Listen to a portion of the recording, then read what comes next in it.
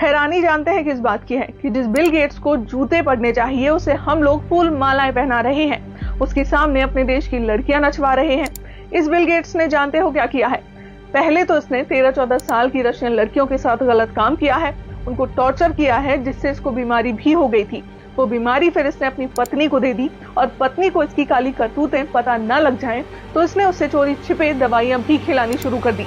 लेकिन जैसे ही पत्नी को पता लगा उसने इसको लात मार दी। इतना ही नहीं, ये बंदा एप्स्टीन के साथ मिलकर पूरे विश्व को एक ऐसी बीमारी देने की प्लानिंग बना रहा था जिसका इलाज भी सिर्फ इनके पास होता। इसीलिए ही तो ये हम लोगों के देश का दौरा कर रहा था। ये वो ही बिल गेट्स है जो इंसानों के शरीर की बनी हुई बिरयानी खाता था। हम लोग भले ही इसे पहचान न पाए हों, लेकिन इसने अपनी हकीकत कई बार हमें दिखाई थी। उसने इंडियंस को लैब रैट कहा था, यानी कि चूहे बिल्ली।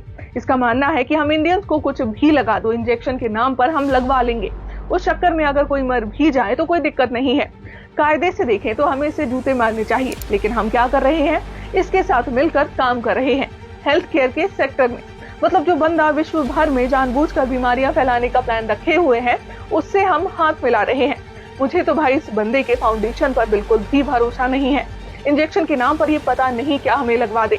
सरकार के साथ मिलकर ये बहुत बड़ा सेटअप बनवा रहा है। इस सफेद चूहे को मेरी या फिर आपकी जिंदगी से कोई भी लेना देना नहीं है। अभी बहुत से लोग तो कोविड के इंजेक्शन की मार ही झेल रहे हैं, हर तरफ हार्ट अटैक्स ही हैं, और ऐसे में इन महाराज के फाउंडेशन के इंजेक्शन लगवा लिए तब तो हो गया राम राम। तो सावधान रहें, सतर्क रहें।